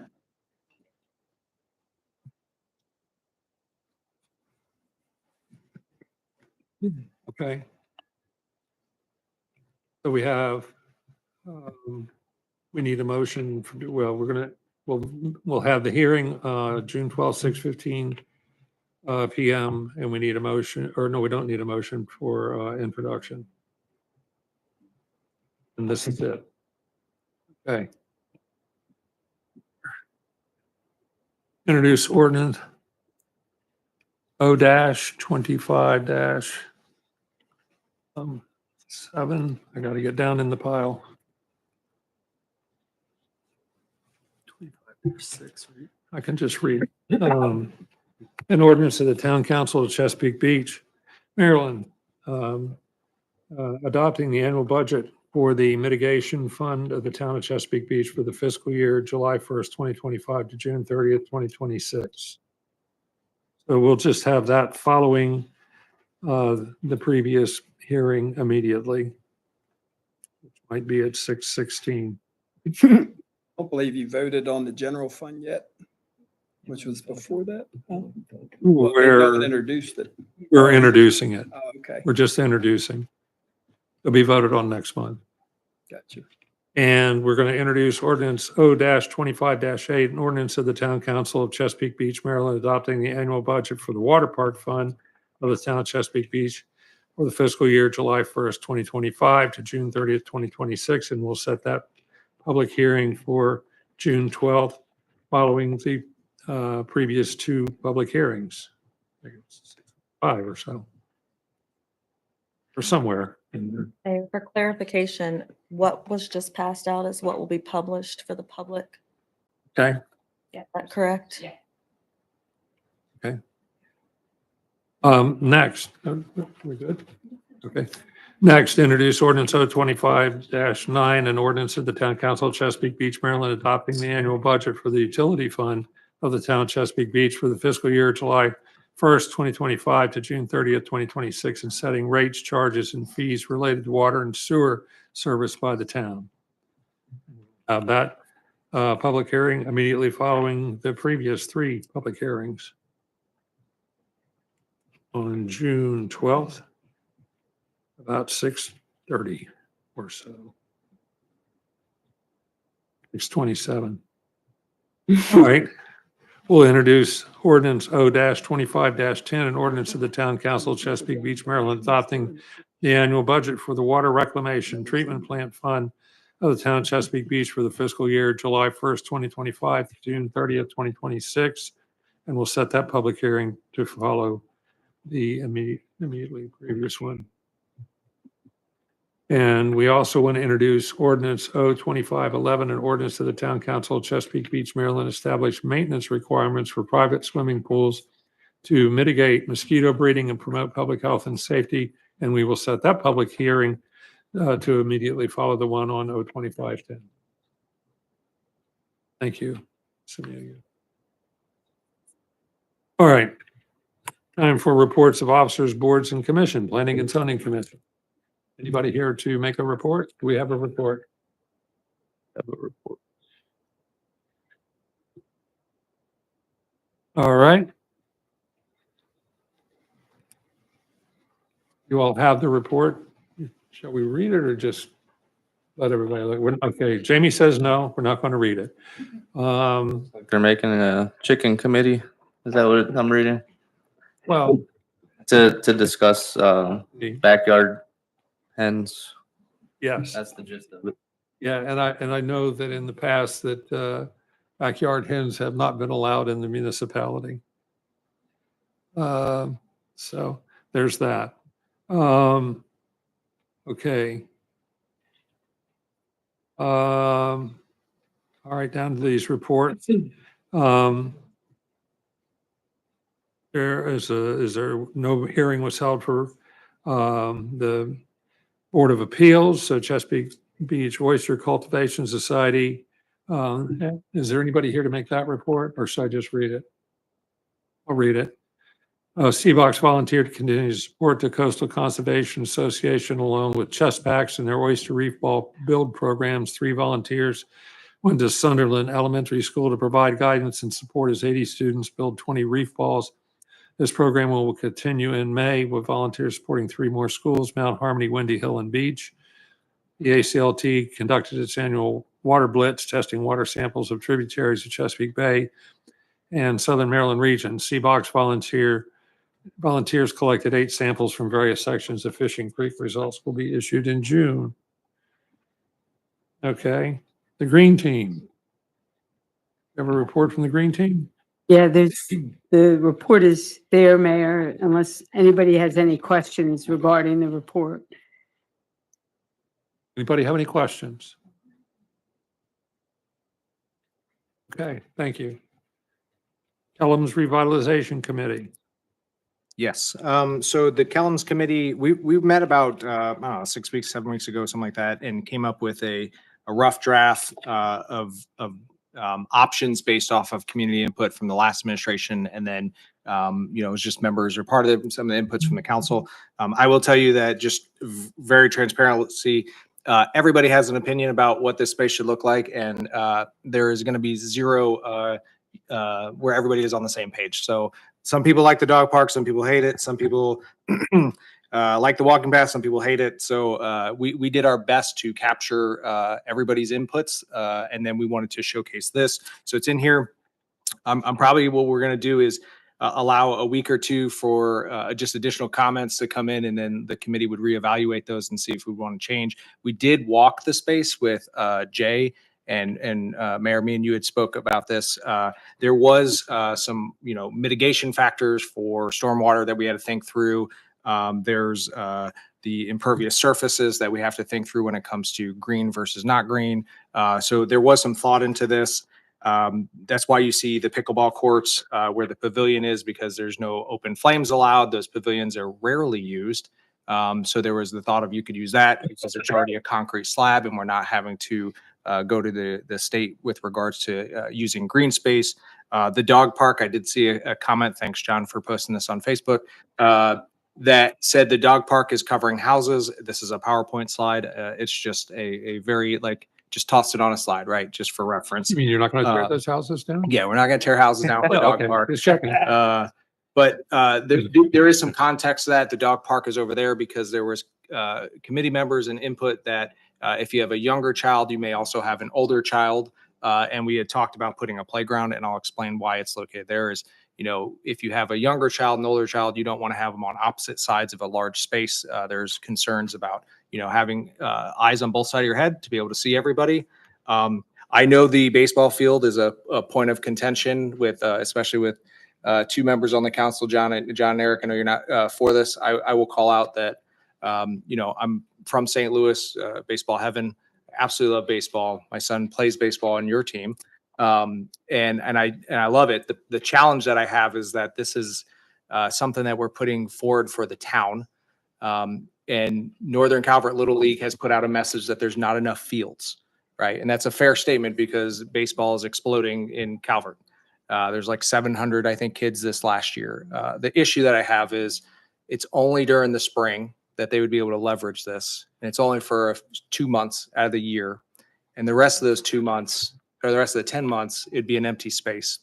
But when you go to, and they just built Ward Park that has 2 new baseball fields. Dunkirk's got a ton of fields. And when you go to those areas, when we're not in baseball season, those fields are completely empty. Nobody uses them. So the idea was, why can't we pull what is the most used items across the county? And if you look at Dunkirk, it's the park playground over there. That playground is slam packed with kids all day, every day. If you go down to Prince Frederick, Halloween Park, that playground is slam packed with kids all day, every day. So the idea there was, we could transform that space. And Jay thought that would work because it's already grass. You'd be able to do it there.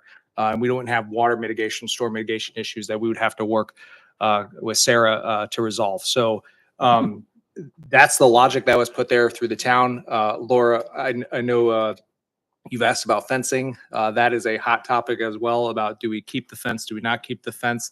I will say the current sentiment is let's not make it look like a prison, but maybe we want to have some way to corral kids so they're not running into the streets. That's something for us to talk through and figure out. But anyways, there's a lot of context to this. There's a lot of thoughts and ideas. We appreciate any inputs. We'll give it about 2 weeks or so, and then we'll reconvene that committee to think through what the inputs are. And then I think the next steps, Samelia, is I need to work with you and Jay and Wayne to figure out how to do actual concept designs to make sure that the footprint actually works. And then I'm not just making something up. And then, obviously then we'll present it back to the council as something. I did add into the budget. I know me and Lori had from the last meeting to go back through the budget and break it out. So it is completely broken out, just a rough estimate based off of some numbers. So any questions? Yeah, is this something that we can put out a survey to the town for, like top requested items off this list in case we have to pick and choose and we can't make them all happen? Well, I do. Oh, I guess I should have stated, the pickleball courts and the dog park are part of the open spaces program, so they would fall into there. So we would be focusing on, if you look at the map that's in the notes, green would be 2026, blue would be 2027. The reason blue is 2027 is the park. A playground is very expensive, right? I didn't realize how expensive they are until I saw the tot lot. Very expensive. And then we don't want to do a walking path until we know the full final layout of all the stuff. Like, I'd hate to put a path and then we're like, oh shoot, I wish we did something there. But yeah, I can work with Samilia and the town to see if we can send out a survey just to get additional input. Another possibility is, let's see if we can, I know you said we can't build on the open space, but we might be able to put fencing up for the dog park. That's another thing we can think about. And I'd really like to see us find another spot for the playground, obviously, if we can. I'd like to keep the ball field, obviously. Yeah, I will take that send it back to the committee. I just would, again, that is of all the space at Kellums, that is very prime real. It's like beachfront property when it comes to green space. So in my personal opinion. Yeah, well, and John, I'm on board with you there, but it's just worth stating that in the end of the day, we are elected officials that are operating under the public trust, and we can make changes to this plan if we have the majority to make changes to this plan. All right. Yeah, I know we just renamed it for Mahoney and all that too, but I think we can get more use out of it in the fall as well if we coordinate with the Bucks. It doesn't just have to be 2 months out of the year. Like, I think the issue Northern Calvert had before was getting permission from the town, so they never used the field. But now we have a new administration, we can get more use out of it. I mean, you've talked about this. I would still say that baseball is a county sport. The reason we talked about this a little too. Eric, I know you've given your perspective as well. The Beach Buccaneers are slightly different just because that's been their home field for 30 years. Northern Calvert, my kid plays in that league. They don't guarantee a team that's a beach team. They don't say that you will have Chesapeake Beach or North Beach or anybody in even our zip code would be playing on that field. So it could be anybody in the Northern Calvert League would be using that field. So, I'm happy people are using it right now and getting some use out of it. But at the end of the day, we are now providing a resource more to the county than we are to our residents. And it is a prime location that we should be maximizing to ensure our residents have the amenities they need. Do you know what age group the tot lot is geared toward? Like baby. I don't know. I know my 11-year-old is going to play on it. If you go out there and look at it, there was a discussion, the previous administration cut the budget of that by quite a bit. I know Jay talked about it, Wayne. I know the tot lot has hardly anything out there. Kids need a place to go play. Like, they need a big park. Like, go have fun, climb around, get some bruises. Maybe the Beach Bucks should start a baseball team. Now you have them competing with NL Northern Calvert Little League. So whatever. You need to check out the playgrounds in Germany. They're awesome. We'll put a German playground. All right. That's all there.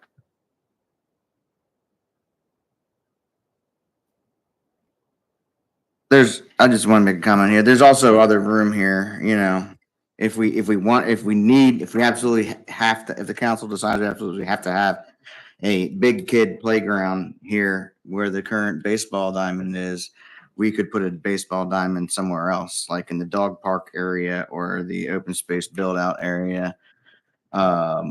So No, I just to am, be, just to be clear, you can't, Jay did say because that's a space that's blocked right now and I don't know the right terminology, but it is not a space that Jay originally said it's not a space we could build on. I thought there might have been some ideas, maybe you could put a fence out there, but it is marsh land. So it was just really, could we open up some green space just to have it? But it was just purely for like green space. so the build out space is not really built out. It's space. not really build out space, it's purely Okay. just like open grass Yeah. and the baseball, you wouldn't be able to put a ballpark where the dog park is because you wouldn't be able to hit. You have the building right there and dimension wise, you wouldn't be able to do it. Well, remember, there's also there. I don't know if it's still there, but there wasn't a second baseball diamond. That's been removed. That was removed. That's where a the few movie and years ago. billboard. But but it's nothing is there that replaces it. It could be moved back there.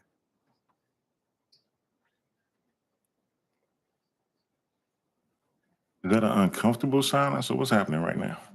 I mean, anything is possible, I guess. I don't know. I don't know why we're so desperate to keep the ballpark where it is.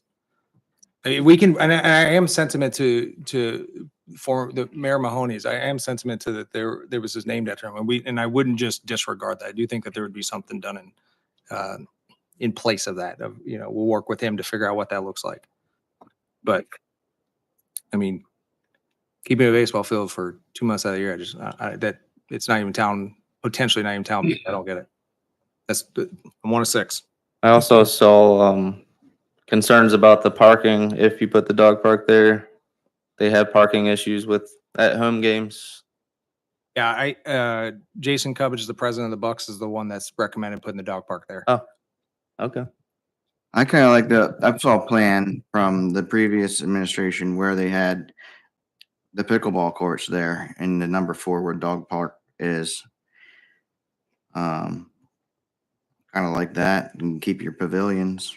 I mean, look, I've been involved with the Bucks for many years, 3 kids. Eldest is here tonight, 19 years old, after her first year of college complete. We've been running cheerleaders through the Bucks organization for a long time. And these pavilions are used by the Bucks a lot. The squads will come in there and they'll have pizza parties at the pep rally or wherever, they're used. Just wanted to make that point. I just want to say, I understand your concern about the 2 months, and that certainly does make sense. I know that some of my constituents, they were like, why do we want to have to drive out of Chesapeake Beach to play baseball? But I think Councilman Evans has a good point. Perhaps we should survey as to what the town residents would like. How many people are actually going to, go to the dog park, and versus if it means not having a baseball field. And the other thing, I believe that 2 months of the year, and I understand it doesn't seem, efficient, but maybe there could be other uses for the baseball field, so it isn't just merely 2 months. To piggyback on that, if we're going to go with the 2-month argument, then maybe we should bring some soccer goals in so we can have dual use of the football field. Yeah, I'm all for that too. I mean, I don't know if that, were you trying to get me with like the beach buck stuff? I'm not sure what that was, but yeah, I'm for that as well. If we want to invest, if we were to convert that into a baseball diamond, then we should invest in a quality baseball diamond. But you have the county who has very nice fields that they spent a lot of money on just 7 minutes down the road. So I get it. I don't. Again, this is up to the community. The community gets what the community wants. Whatever the voters want is what we will put forward. So I'm for the survey. We'll get the survey put out there, and then we'll move forward. But we'll make sure soccer fields are. I will add that to the 2026 budget part. They will be there, and you're coaching. No change there. All right, let's move on. Twin Beach Community Health Coalition, we have a written report. Yeah, well, the good We thing have about the health chair. coalitions is that it's not contentious. Everybody thinks they're okay. Everybody thinks they don't have mental health issues, and they don't want to talk about that. No, but we're doing very I good. believe the objective is we all want to be healthy, right? I'm watching. Yeah. I'm watching. Okay. I'm gonna pass out some referrals later. But for us, we're doing good with our marketing and rebranding. We've really attached ourselves well with community stakeholders. We have identified our art projects 3 years out. We have about 3 different events that we're ready to start doing pre-production on, and we're working good with North Beach to get those things done. So we're doing good over here. It's smooth sailing. You had to do that. Anybody got any questions for Anthony about the Community Health Coalition report? Do we did you show us that I missed what the new logo looks We like? did not show the new logo yet. We just had a meeting that was after we had to put our report in, that we actually looked at it to confirm if we wanted to do it for sure or not. So we'll show it next month because we didn't want to throw things in after our due date of having to put our report in. But we do have one that we'll show. We'll also show the artwork for our mural project that we're going to be working with the Arts Council with. To help with that Kellum Field interest, not look like a penitentiary when people walk in. So we're getting some things done. And we're also looking at doing things outside of just the International Overdose Awareness Day, where we have a Remembrance Day for people at Brownies Beach, but we're working out the kinks of that now to try to figure out exactly how that will work.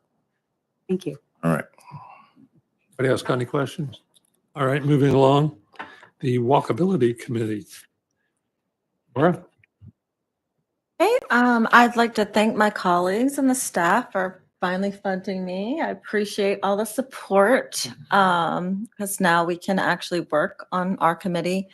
I'm excited. I think I'm going to follow the template that Councilman Favret started way back and just start out with an RFP and get a professional company in here to assess our trail network. And that's going to be a main focus, but there are members that I've talked to over the month that have a lot of different ideas. And so we're going to figure out how to incorporate all of those ideas initially. And I've told everybody I'll set a meeting in June.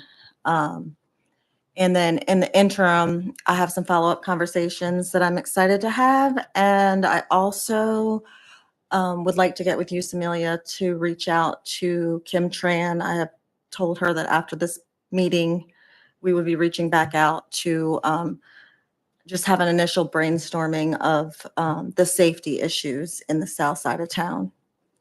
So we can talk offline of how I can be involved in that and we can set that up. And that's it. All right, thank you. Any questions? Thank you. Next item, Water Park Committee. Yep, we had the tour last month, and today, I met with Jay at the water park last Friday, and one idea we had was to save some of the bricks as like a memorial, maybe give some to the public and maybe incorporate it into the new water park. There also might be a survey coming out about the water park as well. Great. For some of the features and stuff people might want to see. But that's moving along. So Paddock will be here next month to discuss where we're at. Good. And give us some numbers. That's great. Any questions? Yes.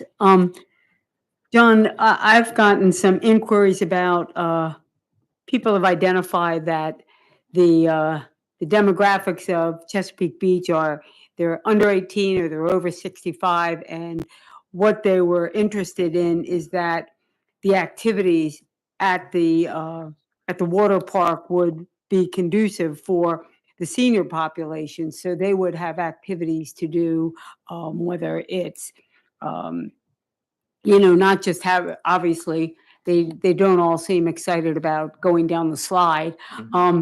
But That's a great idea. I think we can incorporate, maybe block off like 2 hours, 1 day a week for seniors, like some sort of class like the county does at the aquatic center. Right. But I think that, so it's not just geared to that, the teenage population, because I think the main users are going to be a lot of the individuals over 65.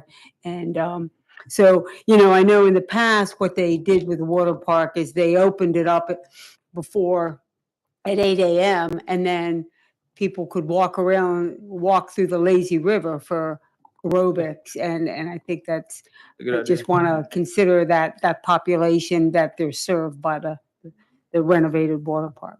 Absolutely. Thank you. Right. All right, we're down to new business.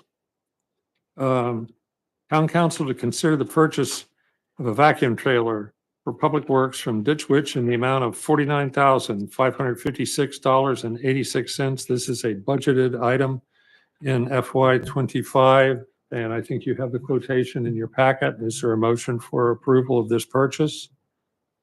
I make a motion to approve. Thank you. Is there a second? Any discussion? All in favor, say aye. Aye. Opposed? The ayes have it. Catchy name. Yeah. Ditch Witch. It's which. Okay. Town council consider authorizing the town to execute an agreement with Think Big for fiber optics installation. Is there a motion for approval? Is Approval? there a second? I second. Any discussion?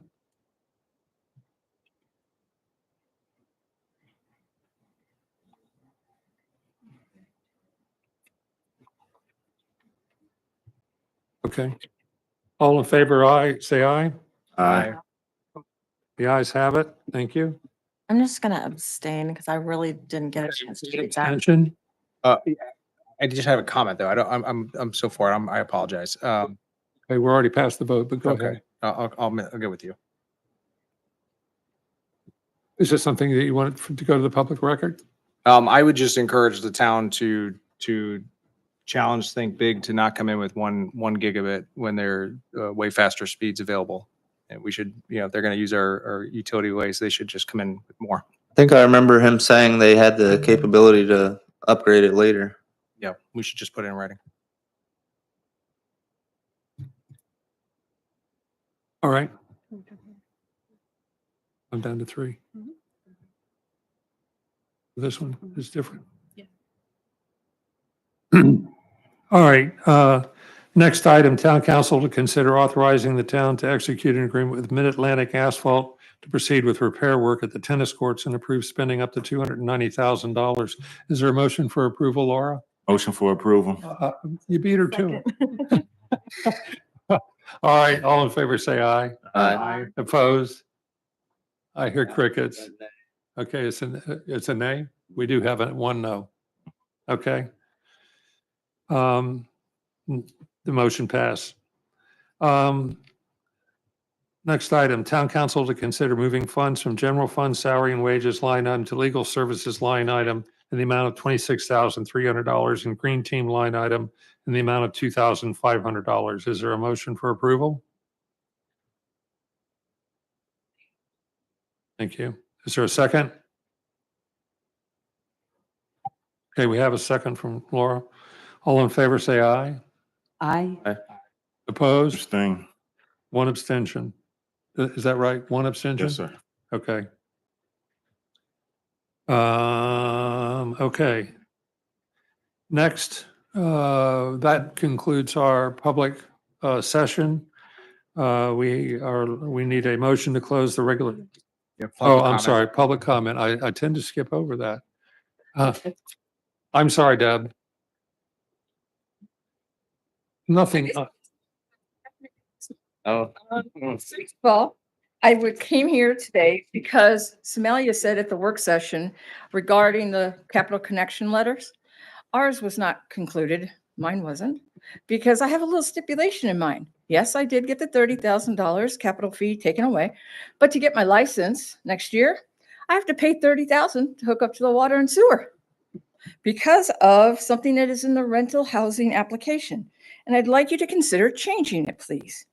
In 162-16, number 4, to obtain an application and to get a license, you have to have a separate water and sewer service account number for each rental unit. Now, there's 589 vacant, non-owner occupied houses in the town. There's 328 licenses that was issued in 2023. Majority of them are apartment buildings, condos, and additional auxiliary units. All of them would need a water meter to get their permits or their licenses. At this point, not one single one of them have received that same letter that I did. Not one single one of them. Okay? And the other thing, that's what I'm asking for, is also to find out why our rental license income isn't shown on your budget as a revenue for the last 5 years. Only thing that's showing up is that you're paying a home inspector anywhere from $10,000 to $30,000 a year to inspect these rentals. When you have a code enforcement officer, that's his job. And he's getting paid to do it. Why is that? Why is this town paying $30,000 for a home inspector to come into our homes and inspect when your revenue isn't being shown on your budget anywhere, not even for this one? Where is the money going? That's $200,000 missing for 5 years. Interesting. Thank you. Thank you, Deb. Any other public comment? Hearing none, I would entertain a motion to close the regular meeting under the statutory authority of the Maryland Annotated Code pursuant to General Provisions, Article 3-305B, subsection 7, to consult with counsel, to obtain legal advice, and to consult with staff, consultants, or other individuals about pending or potential litigation. Do we have a motion? I make a motion. Or a second? Second. All in favor, say aye. Aye. Opposed? The ayes have it. Thank you all very much for coming. We appreciate your being here and participating. And just wait a little while for your dad, okay? Hope it won't be long. We will not be coming back into regular session. Thank you. Thank you all for being here. Appreciate it.